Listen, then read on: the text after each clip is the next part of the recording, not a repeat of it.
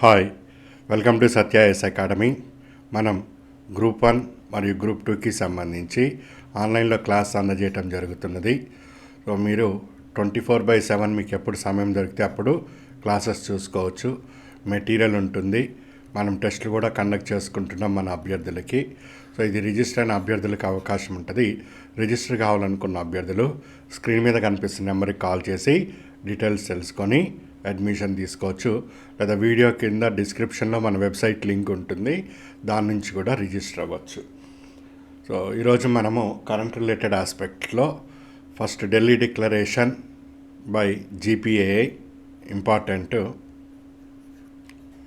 ఏమేమి ఉన్నాయి ఇందులో సింపుల్గా అట్లా చదవాలి. Iran announce visa free. India Maldives మధ్య రీసెంట్ జరిగిన ఇష్యూ ఏంటిది? ఇది అంతర్జాతీయ అంశాల్లో చాలా ఇంపార్టెంట్.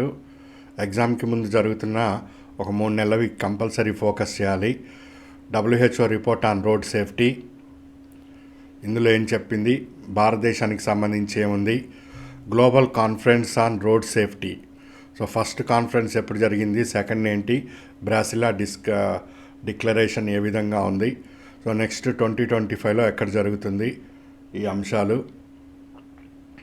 నెక్స్ట్ నాసా వాళ్ళు ప్రయోగిస్తున్న పేస్ మిషన్, నయా Savera scheme, Indira Gandhi peace prize, బారాకూడా news దేనికి సంబంధించింది, ఆక్టోసైట్ న్యూస్లో చూసారు, ఇది దేనికి సంబంధించింది. సో ఇది DRDO వీళ్ళందరూ ఫార్మా కంపెనీలు కలిసి కనుక్కున్న మెడిసిన్. సో ఇది కాస్త ఇంపార్టెంట్ అవుతుంది. ఇది ఫార్మా రంగంలోనే ఒక విప్లవాత్మకమైన స్టెప్గా తీసుకోవచ్చు. January 24 నుంచి ఇది మార్కెట్ అవైలబిలిటీ అంటున్నారు, చూడాలి దాన్ని. నెక్స్ట్ డాక్టర్స్ కమిషన్ నియమించడం జరిగింది. సో దానికి అధ్యక్షుడిగా వినోద్ కే పాల్ 5 మెంబర్ కమిటీని ఏం సూచనలు చేసింది, ఇవి మనం ఇప్పుడు చూడబోయే అంశాలు. ఇంపార్టెంట్ మీకు ఇవన్నీ కూడా మీకు తెలిసిన అంశాలే, ఎగ్జామ్కి అంత ఇంపార్టెంట్. సో ఎన్నో సంవత్సరాల నుంచి ఎదురు చూస్తున్నాం మనం. సో 5 సంవత్సరాల నుంచి ఎదురు చూస్తున్న ఈ కాలం నోటిఫికేషన్స్కి జస్ట్ ఒక 3 days అవేలో మనం ఉన్నాం. సో 21st నాడు December 2023 నాడు నోటిఫికేషన్ ఇవ్వడానికి ప్రభుత్వం మొత్తం సన్నద్ధాలు చేసుకున్నది. సో ఇన్ని సంవత్సరాలు మనం పడిన కష్టమంతా కూడా 21వ తారీఖు నాడు నోటిఫికేషన్ రూపంలో మనకు వస్తుంది. దీనిని మనం ఎగ్జిక్యూట్ ప్రాపర్గా చేసుకోగలిగితే ఈసారి జాబ్లో ఉంటాము. ఎక్కడ ఎవరు సాధించలేనిది అంటూ ఏమీ ఉండదండి. సాధించలేము అనేది ఏమీ లేదు అక్కడ.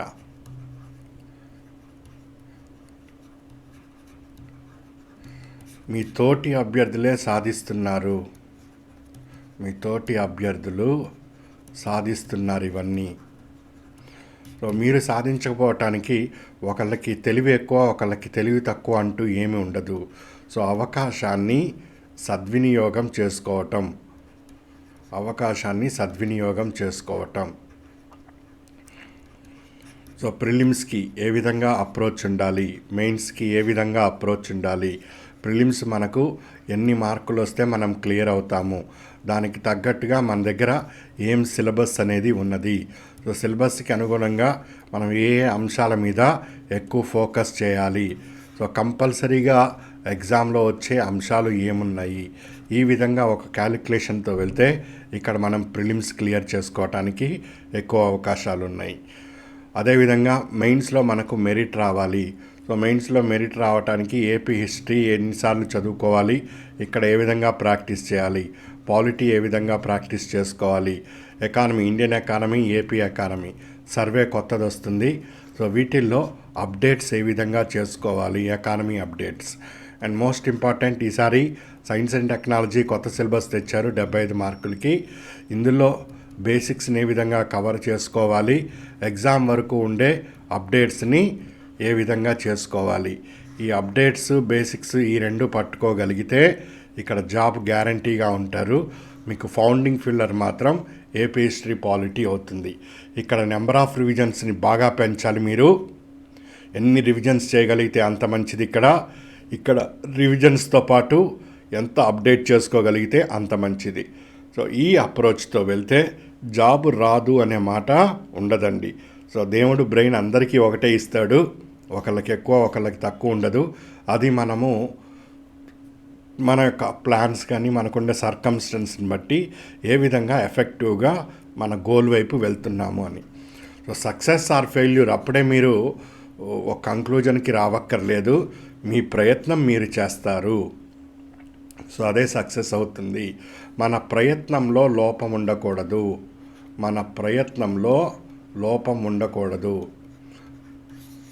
మీ ప్రయత్నం మీరు మంచిగా చేయండి, ఫలితాలు అవే మంచిగా వస్తాయి.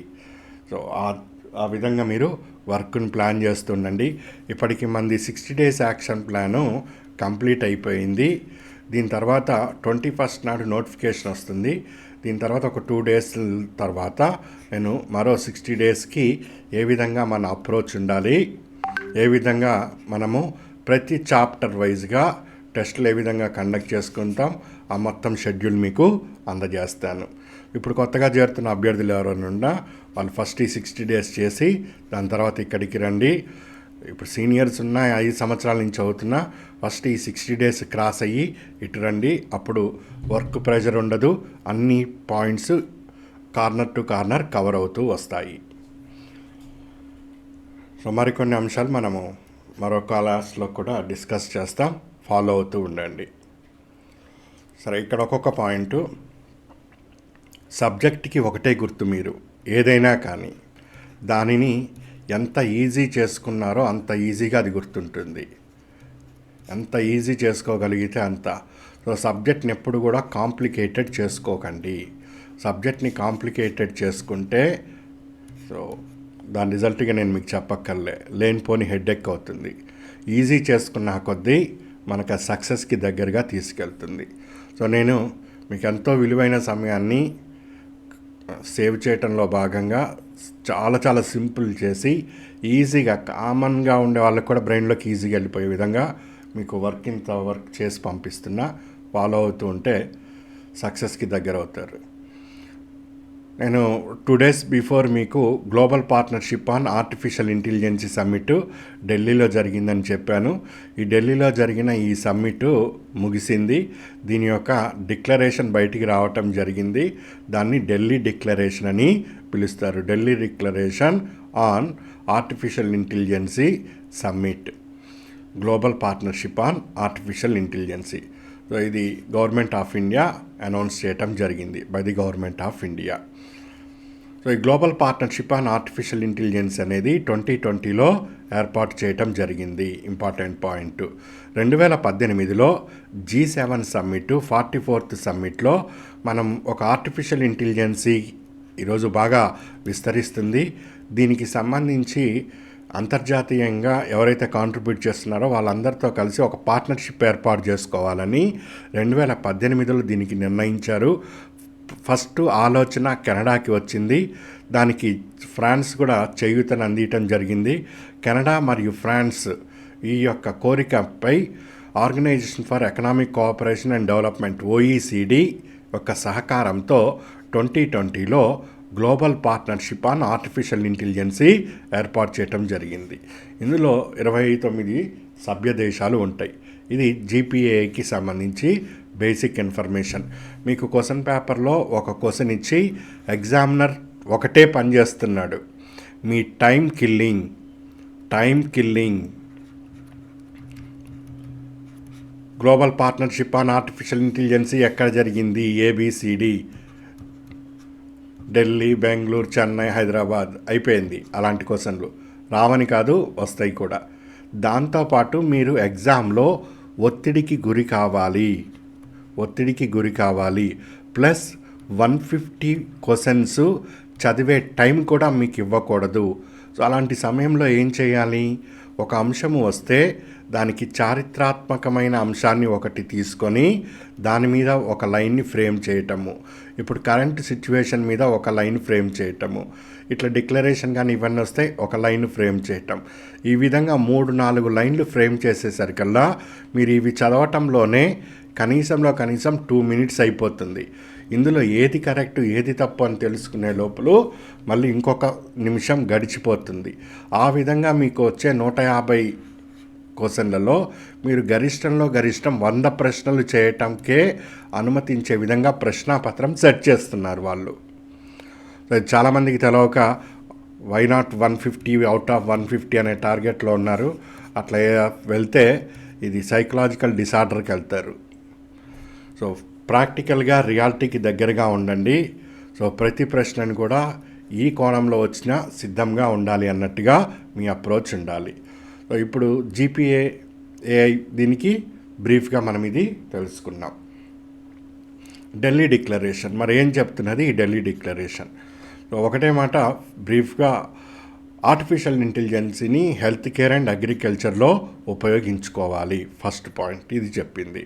దీనికి ఎక్కువ ఇంపార్టెన్స్ ఇవ్వటం జరిగింది. నెక్స్ట్ ఇప్పటికే 2 ఎక్స్పర్ట్ సెంటర్స్ అనేవి ఉన్నాయి. ఒకటి కెనడాలో ఉన్నది, 2 ఫ్రాన్స్లో ఉన్నది. 3వ ఎక్స్పర్ట్ సెంటర్ని భారత్ సహకారంతో జపాన్లో ఏర్పాటు చేద్దామని ఢిల్లీ డిక్లరేషన్లో తెలియజేశారు. Second important point. Third point, ఆర్టిఫిషియల్ ఇంటెలిజెన్సీని దీనిపై ఈరోజు విపరీతమైన రీసెర్చ్ జరుగుతున్నది అండ్ అప్లికేషన్స్ కూడా పెరుగుతూ వస్తున్నాయి. దీని మీద ప్రాపర్ కంట్రోల్, రెగ్యులేషన్ అనేది ఉండాలి. సో ఈ నియంత్రణ ఉండాలి అంటే దీంట్లో మనకు ఏబిసిడీలు తెలిసి ఉండాలి. ఏబిసిడీలు తెలిసినప్పుడే ఏ కరెక్టా బి కరెక్టా అనేది మనము రైట్ ఆర్ రాంగ్ అని రెగ్యులేట్ చేయగలుగుతాం. సో ఏ విధంగా రెగ్యులేషన్ చేయాలి అనే దాని మీద కొరియాలో సేఫ్టీ సమ్మిట్ 2024 అన్నది జరుగుతున్నది. కొరియాలో 2024లో సేఫ్టీ సమ్మిట్ జరుగుతుంది. అక్కడ ఈ ఆర్టిఫిషియల్ ఇంటెలిజెన్సీ పైన ఎలాంటి రెగ్యులేషన్ చేయాలో నిర్ణయించుకుందామని ఢిల్లీ డిక్లరేషన్లో తెలియజేశారు. సో ఇదండి. సో దీని తర్వాత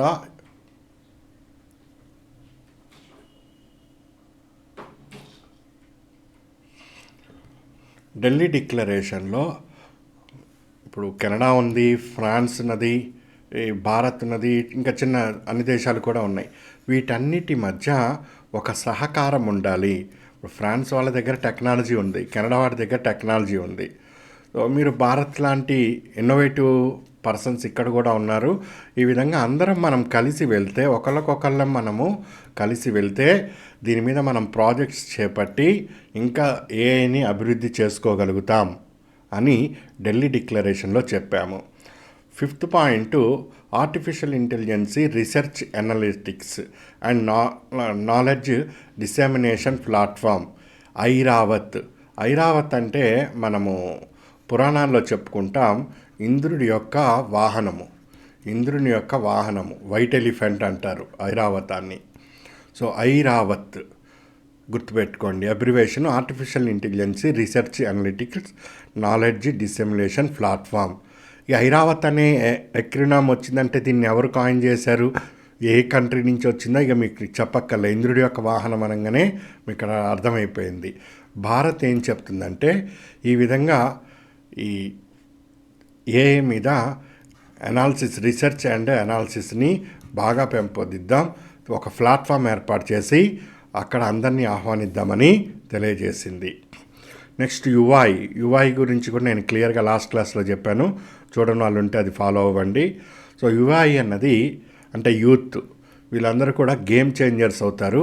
అంతేకాదండి, ఇప్పుడు ఎవరైతే డిగ్రీ బీటెక్లు చేశారో, గతంలో బీటెక్లు చేసిన వాళ్ళకి ఆర్టిఫిషియల్ ఇంటెలిజెన్సీ అంటే ఏంటో తెలియదు. ప్రాక్టికల్గా ఏదో డెఫినేషన్ చెప్తారు, కొత్తగా ఇది వచ్చింది అది వచ్చింది అని చెప్తారు తప్పితే సబ్జెక్టు కరికులం లేదు.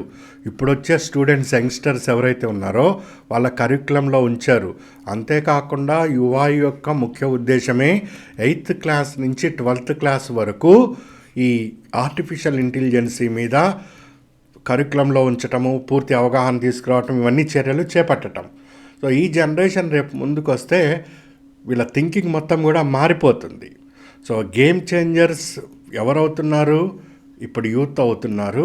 సో వీళ్ళకి అవార్డ్స్ మనం ప్రకటిస్తే 8th క్లాస్లో ఇగో ఈ పాప బాగా ఆర్టిఫిషియల్లో వర్క్ చేసింది, ఇంటెలిజెన్సీలో ఈ బాబు బాగా చేశాడు అట్లా ప్రోత్సహిస్తుంటే వాళ్ళు కొత్త కొత్త ఆలోచనలతోటి మొత్తం రెవల్యూషన్ తీసుకొస్తారని భారత్ చెప్పడం జరిగింది.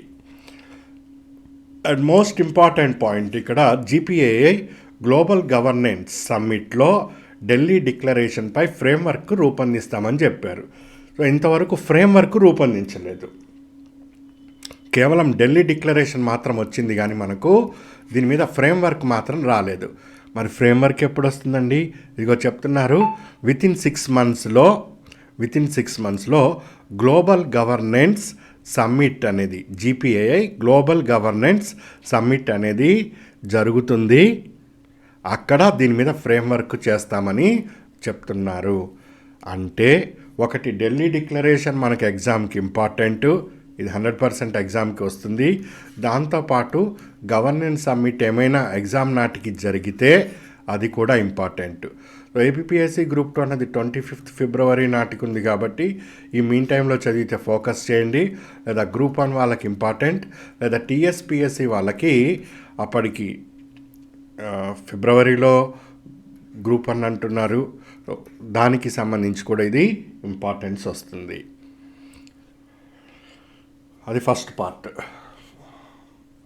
నెక్స్ట్, ఇరాన్ దేశము visa free travel from Indian citizens. నువ్వు ఇండియన్ సిటిజను ఇరాన్ వెళ్ళాలనుకున్నావు, గతంలో అయితే నీకు వీసా ఇవన్నీ కావాల్సి వచ్చేది. ఇప్పుడు ఇరాన్ ఏమంటుందంటే అక్కర్లేదు, వీసా ఏమక్కర్లే, ఫ్లైట్ ఎక్కేసి వచ్చేసే నా దగ్గరికి అని చెప్పింది. ఇది కేవలం ఇండియా ఒక్కటికే కాదు, 33 దేశాలకి ఇలాంటి అవకాశాలు ఇచ్చింది. ఇండియాకి ఇంకోటి. వీళ్ళందరూ వస్తే వీడికేంటి లాభం? వీళ్ళందరూ వచ్చి ఖాళీగా ఏమీ మళ్ళీ రిటర్న్ రారు కదా. వీళ్ళతో పాటు ఇక్కడ వస్తువులు ఏవో కొనుక్కుంటారు. ఇక్కడ ఆ ప్రదేశం చూస్తే బాగుంటుంది, ఈ ప్రదేశం చూస్తే బాగుంటుంది అని ఉంటుంది. సో ఆ విధంగా ఇరాన్ వాళ్ళ టూరిజం సెక్టార్ని, వాటితో పాటు మార్కెట్ని డెవలప్ చేసుకోవాలని ప్రయత్నంలో భాగంగా ఇట్లాంటిది రూపొందించింది. ఈ క్రింది వాటిలో లేటెస్ట్గా ఏ దేశం ట్రావెల్ ఫ్రీ వీసాస్ని ఇండియన్ సిటిజన్స్కి అందించడం జరిగింది అంటే ఇరాన్ అనేది గుర్తుపెట్టుకోండి. సో భారత పర్యాటకులకి ఇరాన్ వీసా లేకుండా అనుమతి ఇచ్చింది. ఇరాన్ మొత్తం భారత్తో కలిపి 33 దేశాలకు ఇచ్చింది. భారత్తో కలిపితే 33 అవుతాయి. సో ఇది ముఖ్య ఉద్దేశం, టూరిజం. మనకి ఇది ఇరాన్ కాకుండా ఇంకెవరైనా ఇస్తున్నారా అండి? ఎస్, ఇంకా చాలా దేశాలు ఇస్తున్నాయి మనకు. ఎన్ని దేశాలు ఇస్తున్నాయండి మనకు? 27 దేశాలు ఇస్తున్నాయి. ఈ విధంగా భారత యాత్రికులకి వీసా లేకుండానే అనుమతిస్తున్నాయి. మినిస్ట్రీ ఆఫ్ ఇది ఎయిర్పోర్ట్కి సంబంధించి, సివిల్ ఏవియేషన్కి సంబంధించి టాప్ 5 మన యాత్రికులు వెళ్ళే ప్రాంతాలు. 1 యునైటెడ్ అరబ్ ఎమిరేట్ ఫస్ట్ స్థానంలో ఉంది, 2 USA ఉంది, 3 సౌదీ ఉన్నది, 4th సింగపూర్ ఉంది, 5th థాయిలాండ్ ఉన్నాయి. So top 5 destination of international tourist from India అన్నది కూడా ఇక్కడ ఇంపార్టెంట్. ఇక్కడ యునైటెడ్ అరబ్ ఎమిరేట్స్ అనేది ఉన్నదని మర్చిపోవద్దు. USA కాదు, USA 2nd ప్లేస్లో ఉంది అక్కడ. అదేంటండి USA ఫస్ట్ ఉండాలి కదా, మన వాళ్ళు ఎవరు చూసినా కానీ USA కదా వెళ్ళేది అంటే, ఇప్పుడు మనకు విజయవాడ జంక్షన్ ఉంది, ఇక్కడ హైదరాబాదు జంక్షన్ ఉన్నది. సో హైదరాబాద్కి ఎక్కువ ట్రైన్స్ వస్తాయా, విజయవాడకి ఎక్కువ ట్రైన్స్ వస్తాయా అండి? సో ఢిల్లీ నుంచి వచ్చినా కానీ వయా విజయవాడ నుంచి చెన్నై వెళ్ళాల్సిందే, గుజరాత్ నుంచి వస్తున్నా వెళ్ళాల్సిందే, మహారాష్ట్ర నుంచి వచ్చినా వెళ్ళాల్సిందే, సో ఇంకోటి ఎట్లా వచ్చినా వెళ్ళాల్సిందే. సో ఢిల్లీ టు చెన్నై వెళ్తున్న ఏ ట్రైన్ అయినా కానీ వయా విజయవాడ నుంచి వెళ్ళాలి. అదే ఢిల్లీ టు చెన్నై వెళ్తుంది, హైదరాబాద్ వెళ్ళదు ట్రైన్, అది వరంగల్ కాజీపేట నుంచి వెళ్ళిపోతూ వస్తుంది. సో పెద్ద జంక్షన్ ఏది అంటే హైదరాబాద్తో పోలిస్తే విజయవాడ పెద్ద జంక్షన్. హైదరాబాద్ అనేది అది క్యాపిటల్, దాని స్థానం వేరే ఉంటుంది. ఎక్కువ ప్యాసింజర్స్ ఎక్కడికి ఏ జంక్షన్లో మనకు కనిపిస్తారంటే విజయవాడలోనే కనిపిస్తారు. ఆ కోణంలో తీసుకోవాలి దీన్ని, యుఏఈని. అందరి లక్ష్యం యూఎస్ఏకి వెళ్ళాలని, కానీ వెళ్తూ వెళ్తూ ఫ్లైట్ అక్కడ ఆగుతుంది, అక్కడ ఏదో 2 చాక్లెట్లో బిస్కెట్లో కొనుక్కుంటారు, అందుకని ఇక్కడ టూరిజంగా చెప్పుకుంటాం. థర్డ్ ఇంపార్టెంట్ పాయింట్ అంతర్జాతీయ అంశాల్లో అడుగుతూ ఉంటాడు. India and Maldives. ఇగో ఇది ఇండియా కనిపిస్తుంది కదా, ఇగో ఇది మాల్దీవ్స్ దీవులు. సో ఇదంతా కూడా ఇండియన్ ఓషన్, హిందూ మహాసముద్రం అంటాం మనం దీన్ని. సో హిందూ మహాసముద్రం మీద ఈ మాల్దీవ్స్ మరియు ఇండియా ఈ రెండు కూడా ఒక ఒప్పందం చేసుకున్నాయి. Hydrographic survey. హైడ్రో అంటే నీరు, గ్రాఫిక్ అంటే ఏమేమి అంశాలు వస్తాయి, ఇక్కడ నీటిలో ఏముంది, చేపలు ఎక్కడున్నాయి, ఇంకోటి ఎక్కడుంది, అట్లా గ్రాఫిక్ సర్వేని ఇండియా అండ్ మాల్దీవ్స్ కలిపి చేపడతామని 2019లో ఒప్పందం చేసుకున్నాయి. ఇప్పటివరకు ఎన్నిసార్లు జరిగింది? అది 3 సార్లు జరిగింది. 2021, 2022, 2023. మరి ఇప్పుడు ఏమైంది అంటే మాల్దీవ్కి కొత్త అధ్యక్షుడు వచ్చాడు, మొహమ్మద్ ముయిజ్. సో ఈ కొత్త అధ్యక్షుడు వచ్చినప్పుడు ఈయన ఇక్కడ నిలవబడి ఒకసారి పైనుంచి కిందకి ఇట్లా చూస్తే పాపం ఇది పేద దేశం కదా ఇది మాల్దీవ్స్ అన్నది, డబ్బు ఎవడిస్తాడు అని ఎదురు చూస్తున్నాడు. ఇక ఇక్కడ మన చైనా వాడు ఒకడు ఉంటాడనమాట. వాడు ఇగో నేను ఆల్రెడీ లంక ఇలాగే కొంప మునిగితే లంకది, అక్కడ నేనే డబ్బు ఇచ్చి ఆదుకున్నా, ఇక నీకు కూడా నేనే డబ్బులు ఇస్తాను, ఏం కంగారు పడకు, ఈ దీవుల్లో నా షిప్పులు వస్తూ ఉంటాయి, వాటిని నువ్వు జాగ్రత్తగా చూసుకో చాలన్నాడు. మాల్దీవ్ వాడికి ఇప్పుడు ఉపాధి అవకాశాలు కావాలి, డబ్బు కావాలి, అది చైనా వాడు ఇస్తానని చెప్పాడు. ఈ సర్వేలు గిరివేలతో ఏం పని అండి వాడికి? నువ్వు సర్వే చేయబట్టి ఏం కనుక్కుంటావు? ఆ సర్వే వాడు ఆల్రెడీ డేటా మొత్తం చైనా వాడి దగ్గర ఉంది. నువ్వు కొత్తగా మాల్దీవ్ వాడికి చెప్పేది ఏమీ లేదు అక్కడ. అండ్ ఇండియన్ ఓషన్ మీద చైనా వాడు వస్తే చైనా వాడికి పట్టు పెరుగుతుంది.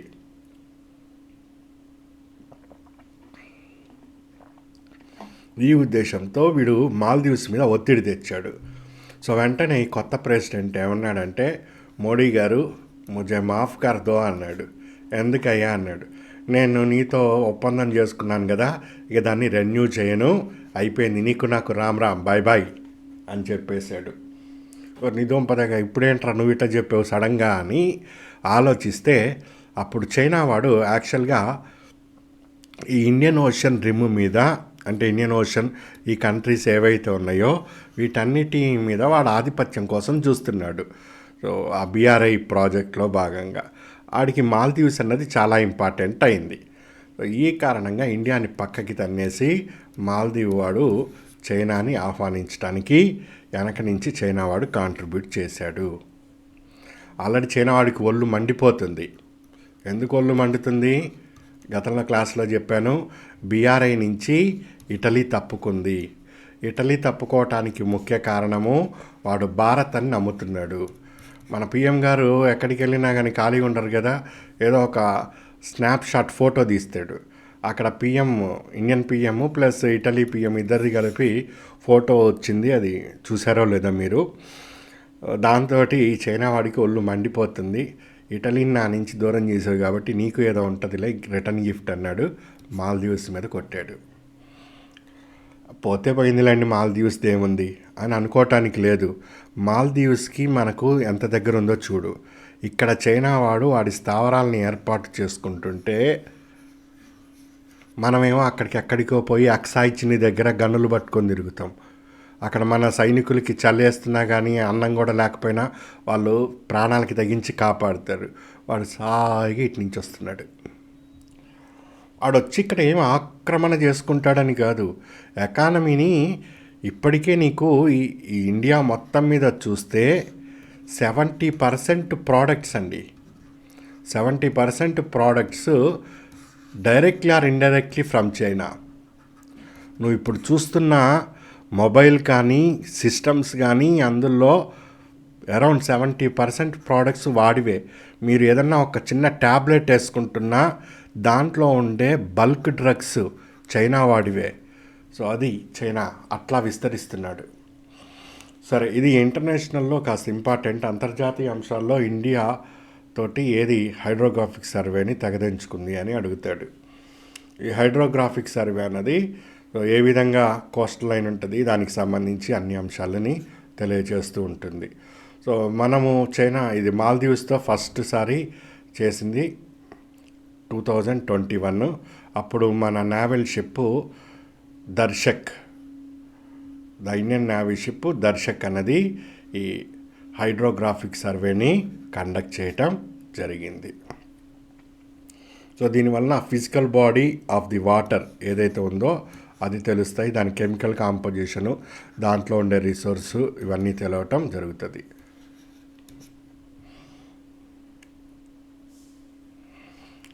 సరే, మాల్దీవ్స్ పోతే పోయింది, ఇంకా వేరే ఎవరితో అయినా మనం ఈ హైడ్రోగ్రాఫిక్ సర్వే నిర్వహిస్తున్నామండి అంటే ఎస్, శ్రీలంకతో నిర్వహిస్తున్నాం, మయన్మార్తో నిర్వహిస్తున్నాం, బంగ్లాదేశ్తో నిర్వహిస్తున్నాం, ప్రస్తుతం కొనసాగుతున్నాయి.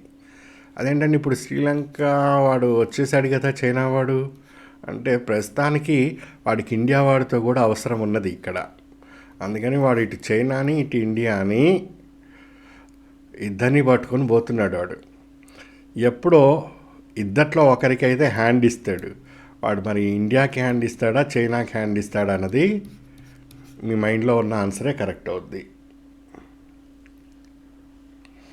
4th point, WHO report on road safety.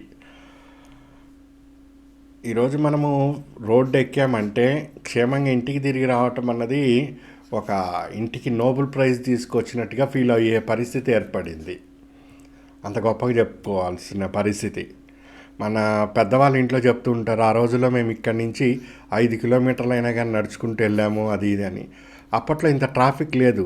ఇప్పుడు గడప దాటి బయటికి వెళ్తే ఏ పిచ్చోడు ఫాస్ట్గా బైక్ మీద వెళ్తాడో, ఏ తాగుబోతాడు కారు మీద వచ్చి గుద్దుతాడో అనే 100 రకాల టెన్షన్లు. సో ఈ రోడ్ సేఫ్టీ అనేది చాలా చాలా కీలకమైంది.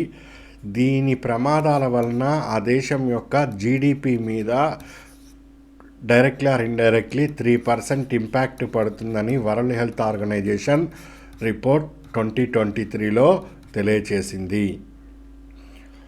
సో ఇది 5th సిరీస్ WHO ఇవ్వటం. 2010 నుంచి 2021 మధ్యలో, అంటే దాదాపు ఒక 10 సంవత్సరాలని ఇది కవర్ చేయటం జరిగింది.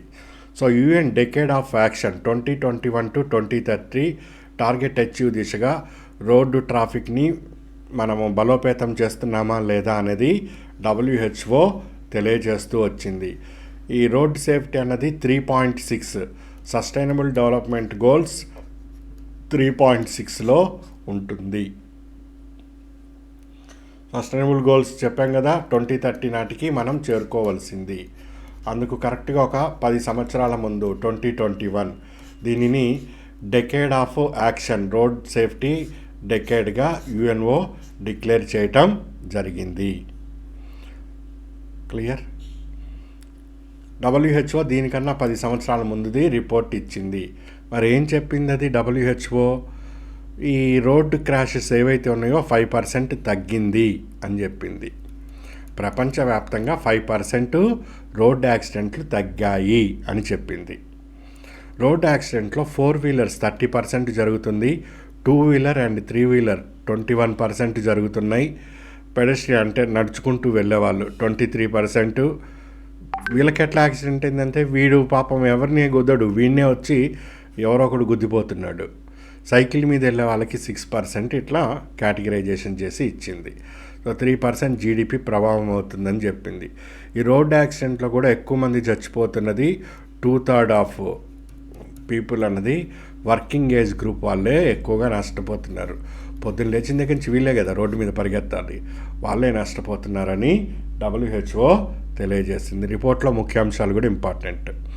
మరి ఇండియా గురించి ఏం చెప్పిందండి అంటే, ఇండియా మరణాలని తగ్గించట్లేదు, ఇండియాలో రోడ్ యాక్సిడెంట్లు పెరుగుతున్నాయి అని చెప్పింది. అది ఇంపార్టెంట్ పాయింట్. సాధారణంగా మనందరం కూడా రోడ్ యాక్సిడెంట్లు తగ్గినాయి అని WHO నుంచి వచ్చిందని మనం రిపోర్ట్ ఎక్స్పెక్ట్ చేస్తాం. బట్ రిపోర్ట్లో నెగిటివ్గా ఉంది. 2010లో 1.34 లక్షల యాక్సిడెంట్లు జరిగితే అక్కడి నుంచి 2021 మధ్యలో 1.45 lakhs జరిగినాయి. సో పెరుగుతున్నాయండి రోడ్డు యాక్సిడెంట్లు. సో మొత్తం రోడ్డు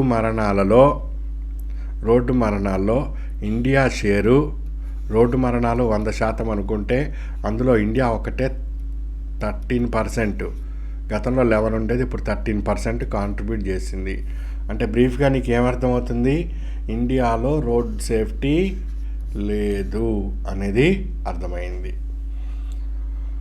మరి రోడ్ సేఫ్టీకి సంబంధించి ముఖ్యమైన సమ్మిట్స్ ఏమైనా జరిగినాయంటే global conference on road safety మొదటి సమావేశము 2009 రష్యాలో జరిగింది, ఇంపార్టెంట్. రెండవ సమావేశము బ్రాసిల్లాలో జరిగింది, ఇంపార్టెంట్. ఈ బ్రాసిల్లాలో జరిగిన దాంట్లోనే ప్రతి దేశము కూడా నా దేశంలో నేను రోడ్ సేఫ్టీకి అన్ని మెజర్స్ తీసుకుంటానని సంతకాలు చేయటం జరిగింది. సుస్థిరాభివృద్ధి లక్ష్యాలలో 3.6ని సాధించడానికి 2015 కదా అది. నా వంతు కృషి చేస్తామని అన్ని దేశాలు సంతకం చేసినాయి.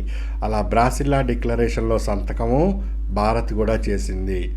సో ఇక్కడ ఉంది, నితిన్ గడ్కరీ గారు వెళ్ళి ఆ రోజు సంతకం చేసి రావటం జరిగింది.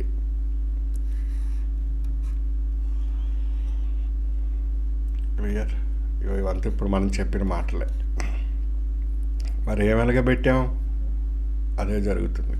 ఇక్కడ one interesting point, road accidents పెరుగుతున్నాయి, దాంతోపాటు వెహికల్స్ సంఖ్య కూడా పెరుగుతుందండి. అది గమనించాలి.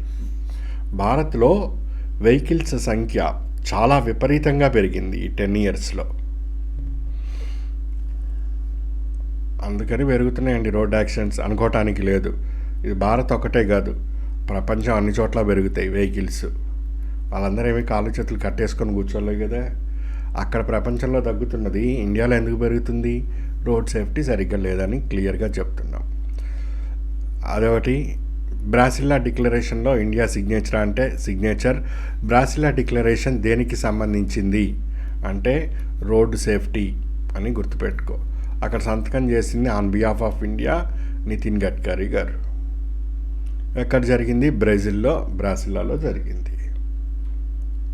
Next face machine. నాసా వాళ్ళు దీన్ని 2024లో పంపుతున్నారు. పేస్ మిషన్ అని నువ్వు చూసావు న్యూస్లో, అది దేనికి సంబంధించింది అంటాడు. So environment changes on earth, ఇది భూమి. ఈ భూమి మీద ఈ చిన్న చిన్న పార్టికల్స్ ఉంటాయి, దాన్ని ఏరోసెల్స్ అంటాం. ఎన్విరాన్మెంట్ చెప్పేటప్పుడు చెప్పాను నీకు, ఏరోసెల్స్ కంటికి కనిపించలేనంత సూక్ష్మమైన ధూళి కణాలు, దుమ్ము ధూళి అంటాం చూసావా, ఈ ధూళి కణాలు చాలా చిన్నగా ఉంటాయి అన్నమాట. సో ఈ ధూళి కణాలు పైకి వెళ్తాయి కదండి, వాతావరణంలో చేరుతాయి కదా. ఈ వాతావరణంలోకి చేరిన ధూళి కణాలు సూర్యుడి నుంచి వస్తున్న సూర్యకాంతిని ఎంతవరకు ఫిల్టర్ చేస్తున్నాయి, ఎంతవరకు రిఫ్లెక్ట్ బ్యాక్ చేసేస్తున్నాయి, ఈ ధూళి కణాల యొక్క ప్రభావము ఎర్త్ మీద ఏ విధంగా ఉంది, ఈ ధూళి కణాలు ఇక్కడ ఆపటం వలన ఇక్కడి నుంచి వచ్చే సూర్యకిరణము ఓషన్ యొక్క రంగు మీద ఏ విధంగా ప్రభావం చూపుతుంది, ఈ భూమి మీద ఉండే ఇతర అంశాలు ఈ ఓషన్ మీద ఏ విధంగా చూపుతున్నాయి మొదలైన వాటిని స్టడీ చేయటం కోసం నాసా వాళ్ళు పంపిస్తున్న మిషన్. సో ప్లాంక్టన్ అంటే పాచి, ఏరోసెల్స్ సన్నని ధూళి కణాలు, క్లౌడ్ మేఘాలు, ఓషన్ ఈకోసిస్టమ్, ఇవన్నీ కలిస్తేనే PACE. క్లియర్? సో ఇందులో స్పెక్ట్రోమీటర్ అంటే కాంతికి సంబంధించి తరంగ దైర్ఘ్యాలని చదివేదాన్ని స్పెక్ట్రోమీటర్ అంటారు. SPEX1 అంటే స్పెక్ట్రోపోలరోమీటర్ ఫర్ ప్లానెటరీ ఎక్స్ప్లోరేషన్, ఇది ఒకటి పంపిస్తున్నారు. హైపర్ యాంగులర్ రీసెర్చ్ పోలరోమీటర్, దీన్ని ఒకటి పంపిస్తున్నారు. ఎవరు పంపిస్తున్నారంటే నాసా, అంటే ఇక చెప్పక్కర్లే కదా, అమెరికా. నయా సవేరా స్కీమ్, ఈ మైనారిటీస్ ఎవరైతే ఉన్నారో, మైనారిటీస్ తెలుసు కదా, సబ్కా సాత్ సబ్కా వికాస్లో భాగంగా సిక్కులు, ముస్లింలు, జైన్లు, పార్సీ, క్రిస్టియన్, బౌద్ధ, ఈ 6 కమ్యూనిటీస్ని మైనారిటీస్ అంటారు. ఇక్కడ చూడు, provides free coaching to needy students to prepare for competitive exams. Competitive exam అంటే ఇది గ్రూప్ 1 అయి ఉండొచ్చు, గ్రూప్ 2 అయి ఉండొచ్చు, లేకపోతే ఆర్ఆర్బి అయి ఉండొచ్చు, లేకపోతే బ్యాంకింగ్ సెక్టర్ అయి ఉండొచ్చు, లేదా స్టాఫ్ సెలక్షన్ కమిషన్ అయి ఉండొచ్చు, లేదా పీజీ చేయటానికి అంటే పోస్ట్ గ్రాడ్యుయేషన్ చేయడానికి ఎంట్రన్స్ అయి ఉండొచ్చు. ఏదైనా పోటీ పరీక్షకైనా కానీ కావలసిన ఆర్థిక సహాయాన్ని ఈ స్కీమ్ ద్వారా మైనారిటీస్కి అందజేస్తారు. సో ఈ విధంగా ఇప్పటివరకు 1,19,223 మైనారిటీస్కి అందజేశాం. మాది మైనారిటీస్ గవర్నమెంటు అని కేంద్రం చెప్తుంది. సో మైనారిటీస్కి పోటీ పరీక్షలకి కేంద్రం అందిస్తున్న పథకం ఏది అని అడిగితే నయా సవేరా స్కీమ్ అన్నది గుర్తుపెట్టుకో.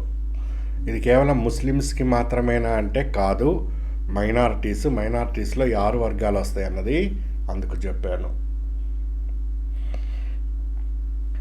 Next Indira Gandhi peace prize for piece, డిసార్మెంట్ and development 2023ని బారంబోయింగ్కి Daniel అండి,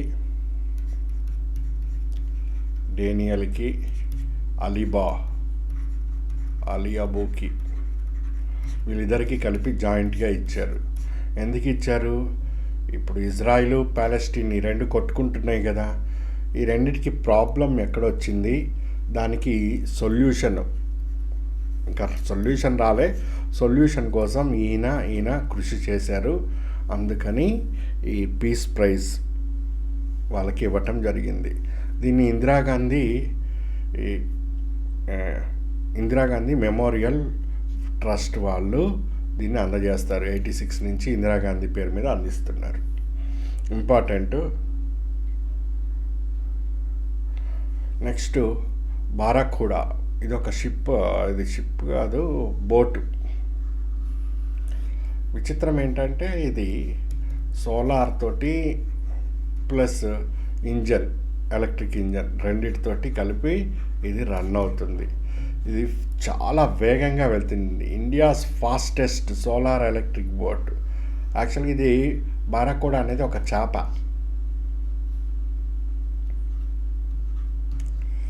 పొడవైన చేప, అది కేరళలో దొరుకుద్దంట. దాని పేరు మీదే దీనికి ఈ పేరు పెట్టడం జరిగింది. అలపూలా అనేది కేరళలో, ఈ ప్రాంతము కేరళలో ఉంటుంది ఇది. ఇక్కడ ఈ బోటుని లాంచ్ చేయటం జరిగింది. మరి దీన్ని బిల్డ్ చేసింది ఎవరంటే మాస్గాన్ డాక్ షిప్ లిమిటెడ్ వాళ్ళు, ప్లస్ ఇక్కడ నీకు కనిపిస్తుంది చూడు NAVALT అని కనిపించిందా, ఈ వీళ్ళు నావెల్ సోలార్ అని ఎలక్ట్రిక్ బోట్స్ చేసే ఈ కంపెనీ, వీళ్ళిద్దరు కలిసి ఈ బోట్ని చేశారు.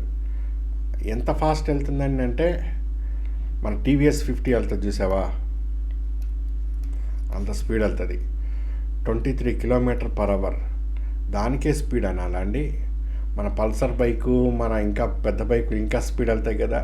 రోడ్డు మీద నువ్వు స్పీడ్ వెళ్ళటం వేరు, నీటి మీద స్పీడ్ వెళ్ళటం వేరు. నీటి మీద ఈ స్పీడ్లో వెళ్తున్నావు అంటే రోడ్డు మీద 230 km/hతో పోతున్నట్టు ఇది. సో రోడ్డు మీద వేరు, నీటి మీద వేరు, ఆకాశంలో వేరు. సో 23 km/h స్పీడ్ అంటే మామూలు ఇష్యూ కాదు నీటి మీద. సో బ్రహ్మాండంగా వెళ్తున్నది ఇది. సో ఇది ఒకసారి ఛార్జ్ చేస్తే 7 hours అన్నారు. వీళ్ళు కాస్త అందరూ వచ్చి ఎక్కి కూర్చొని ఇవన్నీ చూసుకుంటే 5 to 7 hours అయితే ఛార్జింగ్ పనిచేస్తుంది. బారాఖూడా అని రీసెంట్గా నువ్వు న్యూస్లో చూసావు. అది దేనికి సంబంధించిందంటే ఫాస్టెస్ట్ సోలార్ ఎలక్ట్రిక్ బోట్. ఎక్కడ లాంచ్ చేశారంటే కేరళలో లాంచ్ చేశారు. ఎవరు నిర్మించారంటే ఈ 2 కంపెనీలు కలిసి నిర్మించారు. నెక్స్ట్ ఆక్టోసైట్, దీన్ని న్యూస్లో చూసావు, ఇదేంటి అంటాడు. ఇది ఒక పేషెంట్ ఉంటాడు, వీడికి క్యాన్సర్ అనేది వచ్చింది. క్యాన్సర్ వస్తే ఆ క్యాన్సర్ కణాన్ని రేడియోథెరపీ చేస్తారు. రేడియోథెరపీ చేసి ఈ టిష్యూ ఏదైతే ఉందో ఆ టిష్యూని డెస్ట్రాయ్ చేస్తారు. సో ఒకసారి రేడియో యాక్టివిటీ అనేది బాడీలోకి వెళ్ళిన తర్వాత దీనికి సైడ్ ఎఫెక్ట్స్ వస్తాయి బాడీకి, చాలా విపరీతంగా ఉంటూ ఉంటాయి. సో ఈ సైడ్ ఎఫెక్ట్స్ని పడకుండా బాడీ సురక్షితంగా ఉండి పేషెంట్ లైఫ్ ఇంకాస్త పెరిగేందుకు మన వాళ్ళు అంటే డిపార్ట్మెంట్ ఆఫ్ అటామిక్ ఎనర్జీ వాళ్ళు, ఇతర ప్రైవేట్ ఫార్మా కంపెనీస్ చాలా ఉన్నాయి ఇందులో, వాళ్ళందరితో కలిసి క్యాన్సర్కి, అంటే క్యాన్సర్ వచ్చిన తర్వాత రేడియోథెరపీ అయితే జరగాల్సిందే, ఆ రేడియోథెరపీ నుంచి నెగిటివ్ కాకుండా ఇంకా లైఫ్ పెరగటం కోసం ఈ మందుని కనుక్కోవటం జరిగింది. ఇది సో న్యూట్రాసిటికల్ టాబ్లెట్స్ అంటారు వీటిని. ఇవి ఫుడ్ ప్రోడక్ట్స్ని ఉపయోగించి చేస్తారు, అందుకని సైడ్ ఎఫెక్ట్స్ ఉండవు. ఇవి హెల్త్ పరంగా మరియు మెడికల్ పరంగా కూడా పేషెంట్కి చాలా మంచివి. ఒక విధంగా ఇతర డిసీజ్ అంటే దగ్గు, తుమ్ము అది కాదు. ఈ రేడియోథెరపీ చేసిన తర్వాత చాలా నెగిటివ్ ఇంపాక్ట్స్ పడతాయి బాడీ మీద. సో అట్లాంటి వాటిని ఇది ప్రివెంటివ్ చేస్తుంది, క్యూరేటివ్ కూడా చేస్తుంది అని చెప్పటం జరిగింది. ఇది మోస్ట్ ఇంపార్టెంట్ మెడిసిన్ అవుతుంది ఇకపై మన ఇండియన్ మార్కెట్లో. సో అదే ఇది ప్రెస్ ఇన్ఫర్మేషన్ బ్యూరోలో గవర్నమెంట్ ఆఫ్ ఇండియా ఇచ్చింది ఇది, దాన్నే నేను మీకు చూపిస్తున్నాను, ఇంపార్టెంట్ కాబట్టి. ఇది డిపార్ట్మెంట్ ఆఫ్ అటామిక్ ఎనర్జీ వాళ్ళు డిఫరెంట్ కంపెనీస్తో కలిసి వీళ్ళు తయారు చేశారు. టాటా వాళ్ళు ఉన్నారు, వీళ్ళందరూ ఉన్నారు ఇక్కడ మీకు. సో అల్టిమేట్గా ఏంటి అంటే ఇది FSSAI, food safety standards authority of India వాళ్ళు కూడా దీనికి ఈ మెడిసిన్, చెప్పాను కదా ఫుడ్ ప్రోడక్ట్స్ నుంచి తయారవుతుంది అన్నది. ఫుడ్ ప్రోడక్ట్స్ నుంచి మీరు బయట కొంటున్న లేస్ చిప్స్ అయినా కానీ FSSAI అప్రూవల్ ఉండాలి. ఆ లేస్ వెనకాల చూడండి FSSAI అప్రూవల్ అనేది ఉంటుంది స్టాంప్ వేసి. అది లేకపోతే ఆ ఫుడ్ని కన్జ్యూమ్ చేయకూడదు, ఆ ఫుడ్ ప్రోడక్ట్ని. అందుకని ఈ ట్యాబ్లెట్కి FSSAI వాళ్ళ అప్రూవల్ కూడా తీసుకుంటున్నారు. ఇదంతా కూడా మీకు అఫీషియల్ ఇన్ఫర్మేషన్లో ఉంటుంది PIB చూసుకుంటే. ఇది మార్కెట్లో January 24 నుంచి రావడానికి ఎక్కువ అవకాశాలు ఉన్నాయి. టు క్యాన్సర్ ట్రీట్మెంట్ ప్రోటోకాల్స్ ఇదండి. నెక్స్ట్ మన డాక్టర్ గారు ఉన్నారు ఇక్కడ మెడికల్ ప్రాక్టీషనర్ ఉన్నాడు, వస్తాడు ఇక్కడికి వచ్చి, డాక్టర్ గారు మాకు ఈ డోలో 750 అని కొత్త ట్యాబ్లెట్ తెచ్చాను, ఏ పేషెంట్ నీ దగ్గరికి వస్తున్నా ఈ ట్యాబ్లెట్ రాయి అంటాడు. డాక్టర్ ఏమంటాడు, నాకేంటి అంటాడు. నీకేం లేదు సార్, నువ్వు ఇట్లా వచ్చినోడికల్లా రాసావంటే నీకు ఒక చిన్న కారు కొని పెడతాను, ఆడి కారు, అది జస్ట్ 25 lakhs అంటాడు. 25 lakhs ఆడి కారా, రాసేస్తాయి. వచ్చినవాడు అందరు తలనొప్పి అంటాడు, డోలో 750 వేసుకో అంటాడు. జ్వరము అంటాడు, డోలో 750 అని వేసుకోమంటాడు. వాడు నాకు మోకాలు నొప్పులు, డోలో 750 అంటాడు. వాడు నాకు ఇంకోటి ఏదో భయంకరమైన వైరల్ వచ్చిందండి, HIV వచ్చిందన్నా కానీ ఓకే డోలో 650, వాడికి ఏం తెలవదు, ఒక డోలో 750 ఒక్కటే రాస్తూ ఉంటాడు వాడు అన్నిటికీ. ఎందుకు ఇట్లాంటి ఫ్రీ బైబ్స్కి అలవాటు పడ్డాడు డాక్టర్. సో దీని వలన పేషెంట్కి ఏం రోగమో తెలవకుండానే మందులు స్లిప్ రెడీగా పెట్టుకొని వాడికి చేతిలో పెట్టి మందులు అమ్మేస్తున్నారు. సో ఈ పెద్ద మాఫియాలాగా తయారైంది. కరోనా సమయంలో అబ్జర్వ్ చేశారో లేదో, డోలో 650 అన్నది విపరీతంగా ఎవరికి చూసినా అదే రాస్తారు. గవర్నమెంట్ హాస్పిటల్లో అదే, ప్రైవేట్ దగ్గర కూడా అదే. వీళ్ళు ఫ్రీ బైబ్స్ ఇవన్నీ పంపి సుమారు 1000 కోట్ల రూపాయలు వీళ్ళు డాక్టర్లకి ఇచ్చారని అప్పట్లో కేసులు కూడా పడ్డాయి, సుప్రీంకోర్టులో ఇంకా ఉన్నట్టుంది ఇది.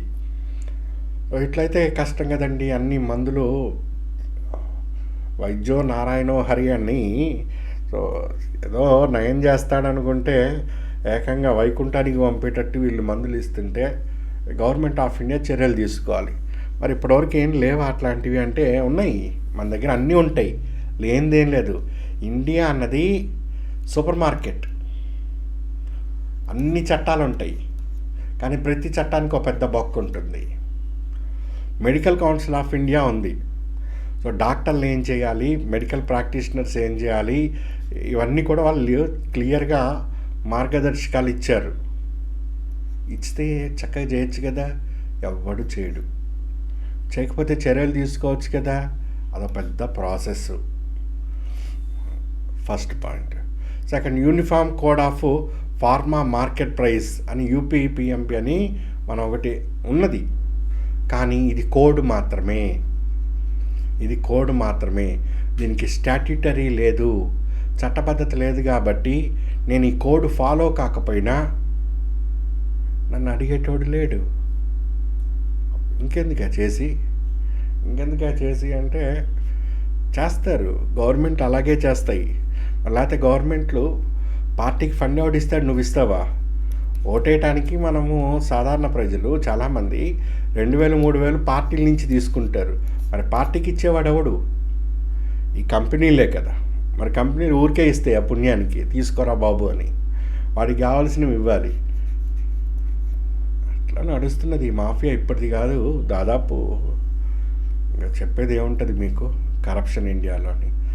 మరి ఏం చేయాలి అని సుప్రీంకోర్టుకి వచ్చింది ఇష్యూ. సీరియస్గా సుప్రీంకోర్టు చెప్పింది దీని మీద ఏం చర్యలు తీసుకుంటున్నారని. సుప్రీంకోర్టు అడిగిందే తను, ఏ గవర్నమెంట్ అయినా ఇది అది కాదు, వెంటనే వాళ్ళ కమిటీ ఏర్పాటు చేస్తారు. అట్లా ఏర్పాటు చేసిందే 5 మెంబర్ ఎక్స్పర్ట్ కమిటీ. వినోద్ కే పాల్ ఈయన నీతి ఆయోగ్ సభ్యుడిగా ఉన్నారు. పాల్ కమిటీని ఏర్పాటు చేశారు. మరి ఈయన ఏం చెప్పాడు అంటే, ఇగో డాక్టర్కి గిఫ్ట్లు ఇస్తున్నావు, ఏదైనా ఇస్తున్నావు, ఆ గిఫ్ట్ ధర 1,000 రూపాయలు మించి ఉండకూడదు.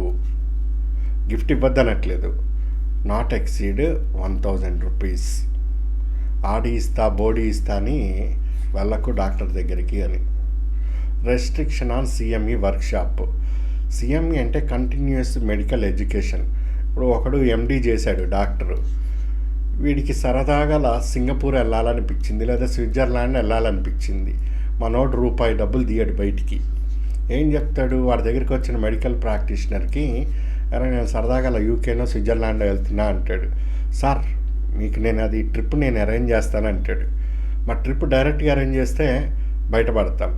అందుకని స్విట్జర్లాండ్లో డాక్టర్స్ యొక్క ఎక్స్పర్ట్స్ తోటి వీళ్ళు కమ్యూనికేట్ అయ్యి మరిన్ని వైద్యానికి సంబంధించి అధ్యయనం చేయటానికి ఒక బ్యాచ్ వెళ్తుంది, ఆ బ్యాచ్ పంపిస్తున్నా, ఆ బ్యాచ్లో మీరు వెళ్తారంటారు. ఇక వాళ్ళు అక్కడికి పోయి సరదాగా స్విట్జర్లాండ్, అందరూ కాదు, జరుగుతున్న ప్రాక్టీస్ రియాలిటీ చెప్తున్నా. కొంతమంది వైద్యులు దేవుళ్ళలాగే సేవ చేస్తున్నారు, ఇక్కడ జనరల్గా తీసుకోవద్దు మనము. కొన్ని స్పెసిఫిక్ కేసెస్ వాళ్ళు సరదాగా అలా పోవటము, ఇట్లా రావటము. సో ఇకపై ఇలాంటి వర్క్షాప్స్ ఫారెన్లో కండక్ట్ చేయకండి అని చెప్తున్నాడు. ఎందుకు చెప్పాడు తెలవదా ఫారెన్లో ఇట్లాంటివే జరుగుతున్నాయని. So tax on research funding. Money received by medical practitioners from pharma companies for research should be taxable. Tax ఏమంటున్నాడు. సో ఇట్లా వీళ్ళని కొన్ని సజెషన్స్ ఇవ్వటం జరిగింది. మరి గవర్నమెంట్ ఏం చేస్తుందో చూడాలి. సో ఇది ఈరోజు ఇక్కడ మనం కంక్లూడ్ చేస్తున్నాం. నీతి ఆయోగ్ కమిటీ ఒకటి గుర్తుపెట్టుకో, ఇవన్నీ ఇంపార్టెంట్. దీన్ని నేను పీడిఎఫ్ ఫార్మాట్లో ఇస్తాను. ఇప్పటివరకు జరిగినవన్నీ నేను వెబ్సైట్లో పెట్టాను, అవి తీసుకోండి మన రిజిస్టర్ అయిన అభ్యర్థులు. సో 2 రోజుల్లో నోటిఫికేషన్ వస్తుంది, దాన్ని చూద్దాం మనము ఇంకేమేం చేయగలుగుతామో. ఫాలో అవుతుండండి, రిజిస్టర్ అయ్యే వాళ్ళు అవుతూ ఉండండి. All the best.